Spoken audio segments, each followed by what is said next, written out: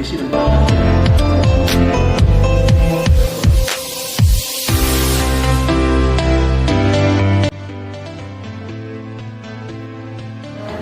Visi saya ini mengalami perubahan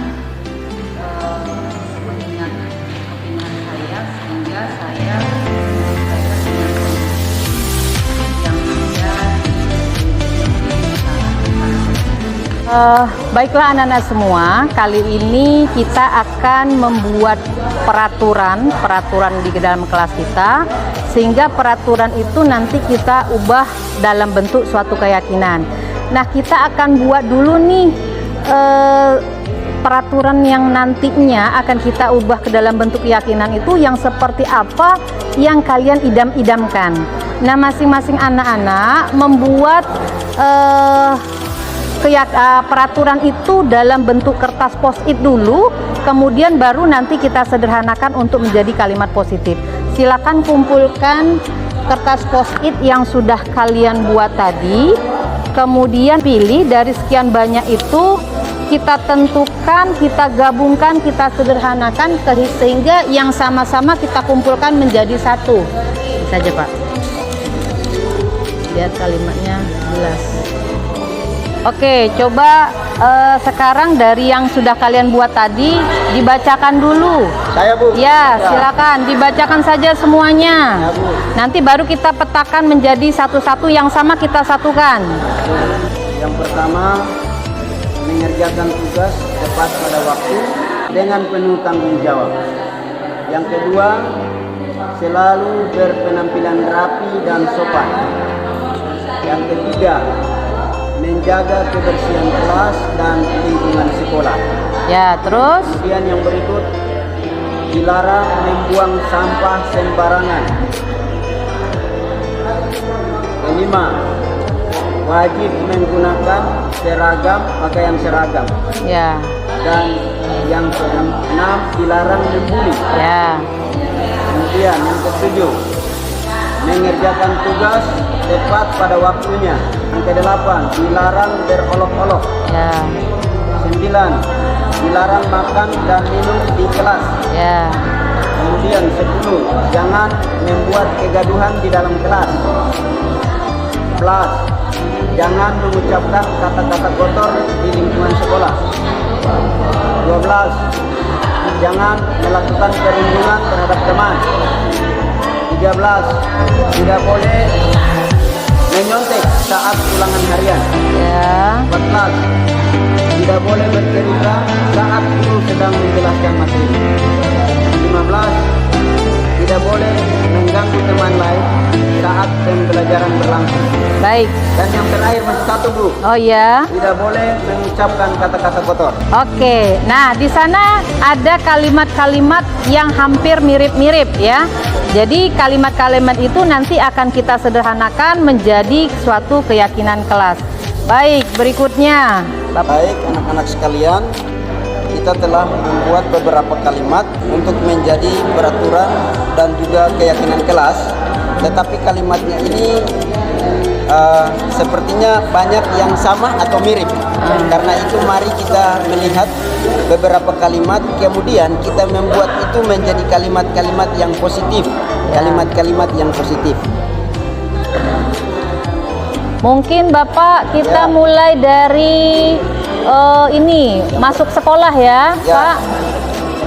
Nah, di sini kan jangan terlambat, tepat waktu. Mungkin kita sepakati bersama Bapak, kira-kira kata-kata yang lebih halus dan positif seperti apa? Bagaimana kalau kita menggunakan hadir ke sekolah tepat waktu? Ya. Hadir di sekolah tepat waktu. Ya, boleh hadir di sekolah. Hadir ke sekolah tepat waktu. Oke. Ya. Catat ya. Hadir di sekolah tepat waktu. Di sekolah tepat waktu. 1. Nah, di sini ada yang dilarang berolok-olok, dilarang membuli. Jadi saling hormat, menghormati. Ya. Hormat menghormati ya. Ya, hormat menghormati. Hormat menghormati. Ya. Itu kan kata-kata kotor ya. Kemudian yang berikut ketiga, menyelesaikan tugas tepat waktu. Ini dilarang membuang sampah, berarti menjaga kebersihan. Oke. Menjaga kebersihan. Menjaga kebersihan. Terkait dengan pakaian, seragam. Berpakaian yang rapi. Berpakaian yang rapi. Berpakaian yang rapi. Sudah lengkap. Pakaian yang rapi. Rapi pasti sopan. Oke. Selesai. Ya. Ketiga. Ayo Pak. Itu sebagai Baik anak-anak, dari apa yang sudah kita buat dari peraturan kelas tadi, nah, sekarang kita coba memilih atau menentukan menjadi sebuah nilai-nilai keyakinan kelas yang perlu kita lakukan secara bersama-sama, baik itu di lingkungan sekolah dan juga bisa dilakukan di lingkungan masyarakat tempat kalian berada. Ya. Baik, guru. dari apa yang sudah kita sepakati tadi, yang pertama tadi itu berkaitan tentang apa tadi ya? Hadir tepat waktu di sekolah. Hadir tepat waktu di sekolah, itu nilai-nilai kebajikan apa yang harus kita tanamkan dalam diri kita? Disiplin. Disiplin. Ya. Disiplin. Disiplin. Ya. Oke, kalau begitu yang pertama tadi disiplin ya. Ya. Yang kedua tadi berkaitan tentang Menghormati. menghormati. Saling menghargai. Saling menghargai. Ya. Saling menghargai. Saling menghargai. Menghargai Pak Guru. Menghargai. Menyelesaikan tugas pada waktunya berarti Tanggung jawab. ya tanggung jawab. Ya betul. Tanggung jawab Pak Guru. Ya. Tanggung jawab. Terus yang Kebersihan. apa ya? Menjaga kebersihan. yang Jaga keempat. kebersihan berarti peduli terhadap lingkungan. Ya, peduli terhadap Ya, lingkungan. ya, peduli. Terhadap lingkungan. Ya. Terakhir berpakaian rapi. Kesopanan. Ya. Ya. Oke, baik, terima kasih anak-anak, kita lanjut berikut. Ya. Sekarang kita lanjut yaitu mengenai keyakinan kelas tampak seperti dan tidak Tidak seperti. seperti hadir di sekolah tepat waktu. Kalau tidak, Iya. Betul. kalau tidak bagaimana? Ya. Solusinya. Ya, solusinya apa? Ya. Kalau kita terlambat misalnya, tidak tepat waktu. Iya betul. Ya. Kalau terlambat, tidak maka tepat waktu, maka konsekuensinya tidak adalah ikut pelajaran. dia tidak ikut pelajaran, cuman mengerjakan tugas Tugas. yang sudah ditinggalkan. Oke. Ya. Baik, itu yang pertama. Ya. Karena terlambat berarti dia ketinggalan pelajaran. Ya. Berarti dia menyelesaikan tugas yang ditinggalkan. Kemudian kalau tidak menghormati teman, Kalau tidak menghormati teman berarti ini sudah toleransi ya, masuk di toleransi. Ya. Nilai toleransi kita. Kalau begitu tidak menghormati teman, maka dia harus minta maaf. Iya betul. Minta maaf dengan teman. Mengucapkan kata maaf, ya, mengucapkan kata maaf. Nah, jika tidak mengerjakan berarti menyelesaikan tugas kembali. Menyelesaikan tugas kembali. Nah, menyelesaikan tugas kembali. Ya. Kemudian kalau tidak melaksanakan kebersihan, maka membersihkan maka membersihkan.